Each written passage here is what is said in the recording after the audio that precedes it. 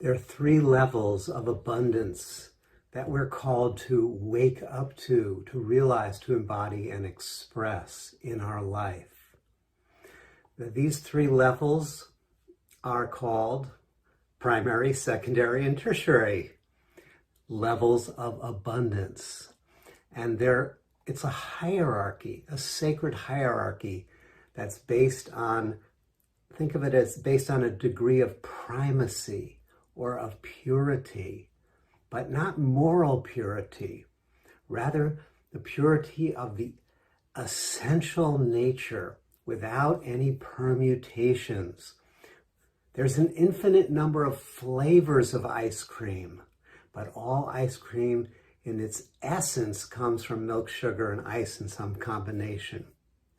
And abundance in its essence exists at the primary level of reality.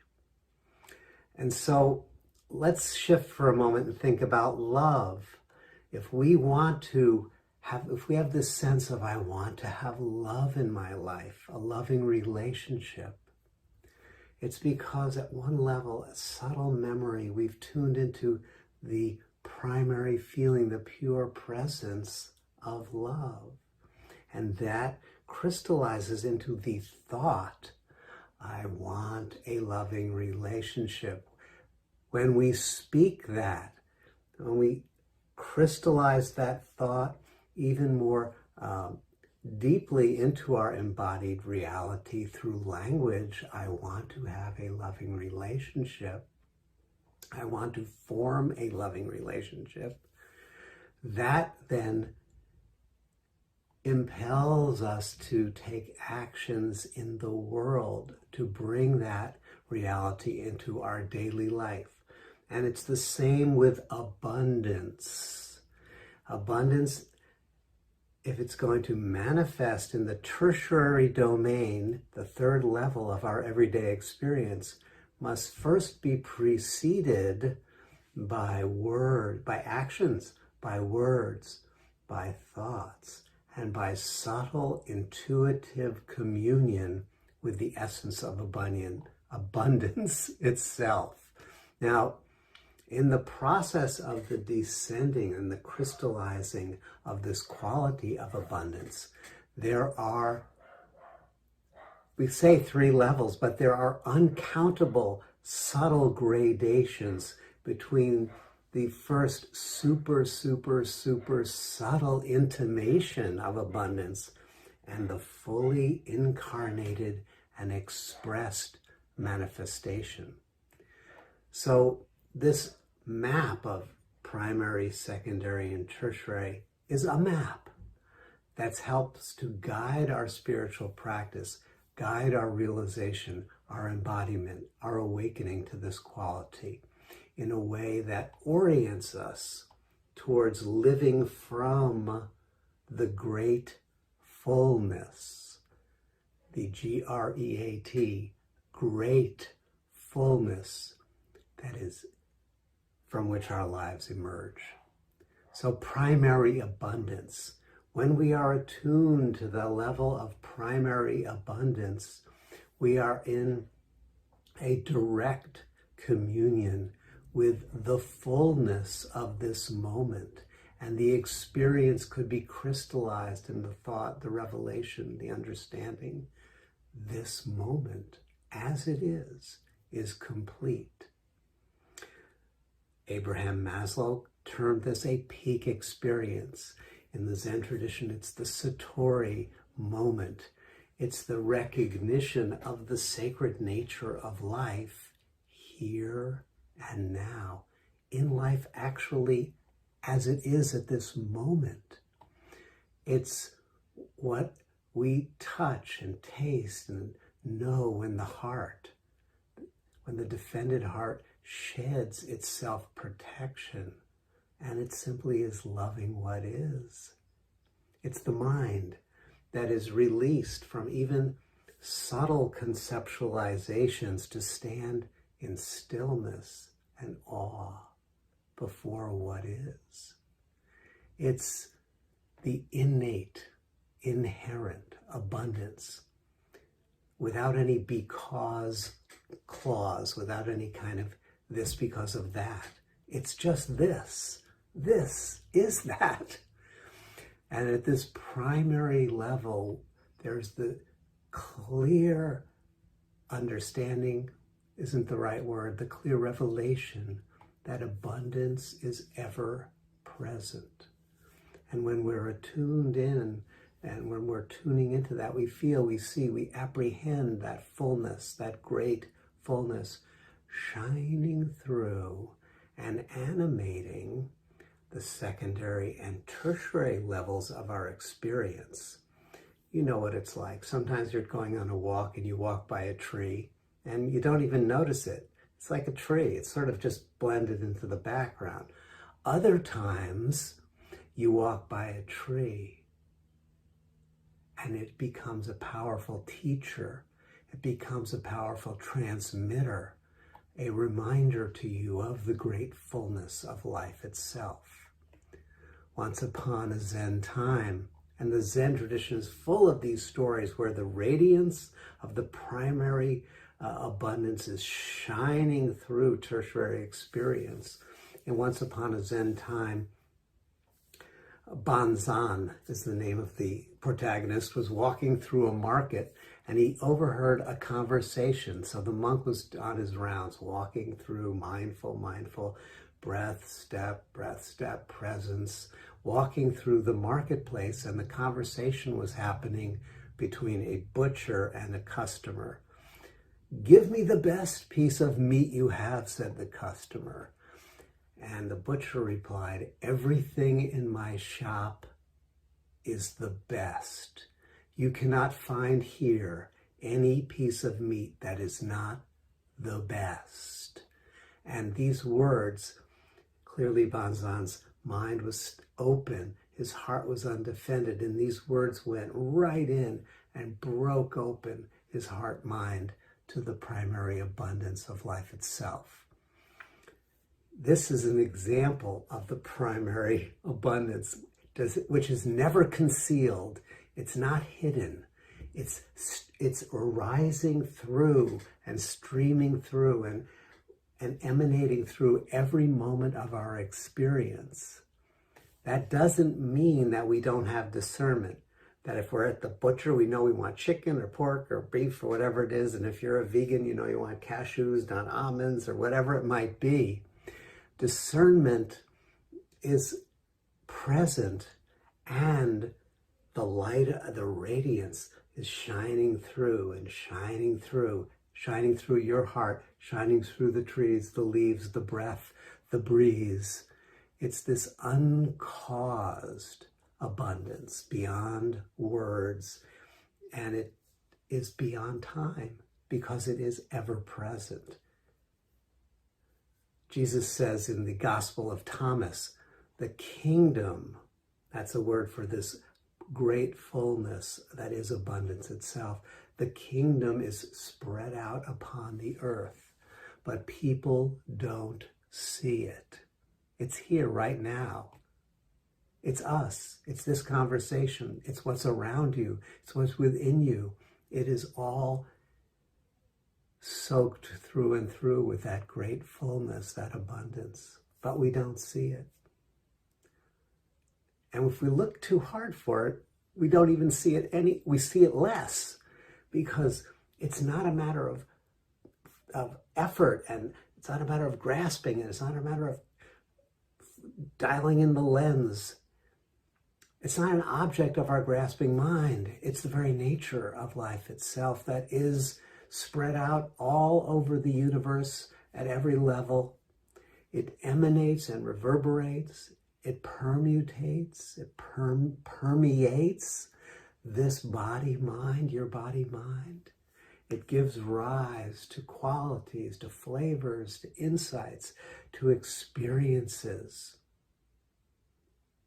And the first layer of those experiences is at that secondary level. Now we're dropping down. The secondary level of experience. You can think of it as the archetypal or secondary level. This is where we tune into these archetypal states of awareness that bring us the flavors of the great fullness. Flavors like peace, like love, like beauty, belonging, and an infinite number of sacred emanations that come from the primary revelation into our secondary subtle senses. Our archetypal heart-mind is open, and these qualities are bathing the body-mind. They come very precisely based on the needs of our soul. The great fullness includes every healing medicine, every healing blessing, every sacred balm, B-A-L-M, and it comes down into the secondary level and touches those memory tracks of lack that are within us. That's any sense of incompleteness is filled from the great fullness. Now, in the religious texts, they would say the blind shall see, the deaf shall hear, the lame shall walk. It's a symbolism of wherever there's a lack, a contraction, there's an opening and a receiving of the great fullness at this secondary level. And the practice here, and it is a practice, is to savor completely and enjoy completely the qualities of the great fullness that are alive in this moment of your experience. To savor them completely without clinging to them.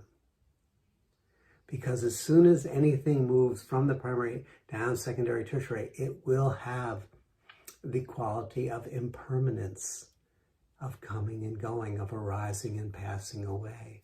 And so the savoring, it's like taking in a delicious spoonful of lemon sorbet, a palate cleanser in the restaurant. Savor it completely. It's gone.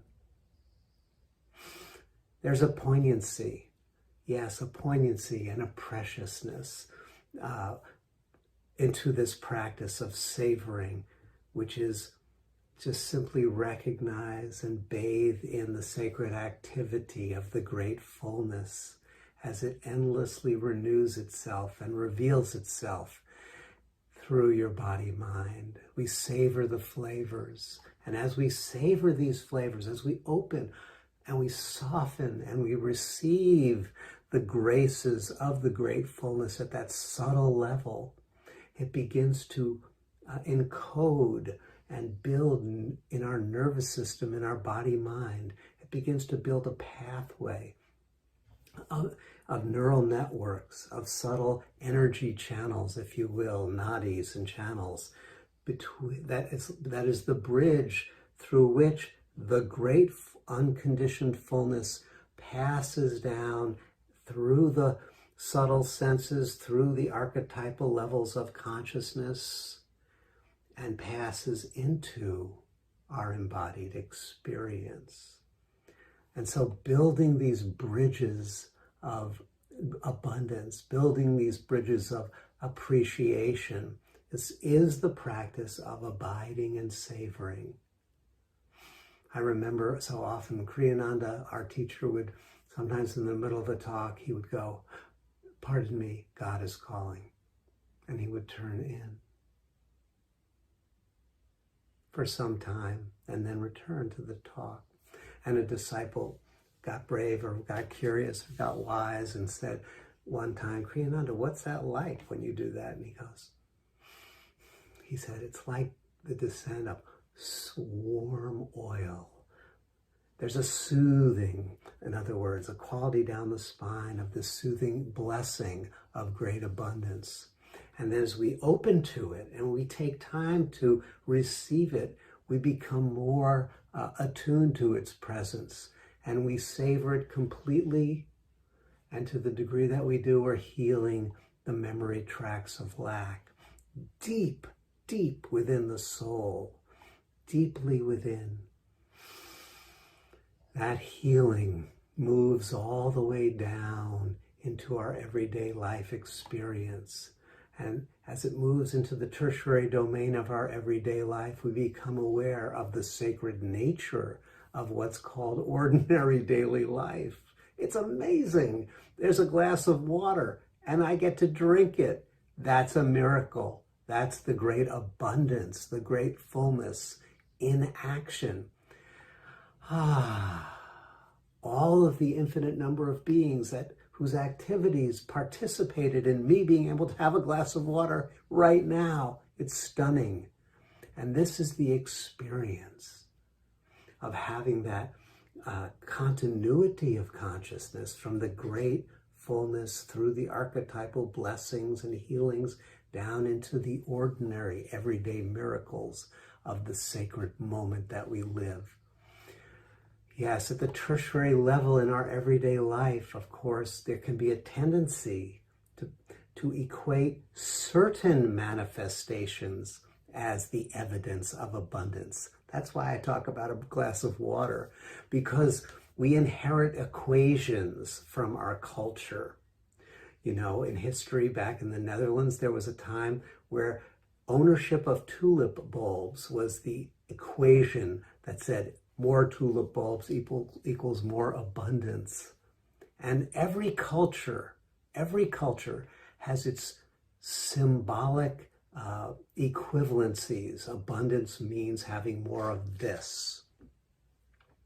If we fixate on the this, we easily break the thread that allows the great fullness to be present in every moment of experience. When we become intoxicated by the cultural definitions, we fixate on those, and then we are trying to control our experience of abundance at the tertiary level. And this leads to an ongoing sense of struggle, of lack, and of incompleteness, of living in an inherently unsatisfying, unfulfilling life of moments of lack. And that's not the mystical pathway. The mystical pathway is to build that bridge so that the inherent blessing of the great fullness is communed with primary level, secondary level, tertiary level walking around. So it's helpful to reflect on your experiences in your life, in your everyday life, when you've had those moments of innate abundance, of the grace of the great fullness breaking through the ordinary to reveal that it is extraordinary. It's helpful to reflect on the subtle symbols, or not so subtle symbols, that your culture, your family has trained the mind, not you, but the mind, to equate with abundance. And to look at the ways that we've become hypnotized or intoxicated by those symbol systems, not to reject the value of money or of a car or whatever it might be from your symbol, tulip bulbs, but rather to open up more profoundly so that the flow of great fullness is present at every level, and that we live from that rather than grasp for it.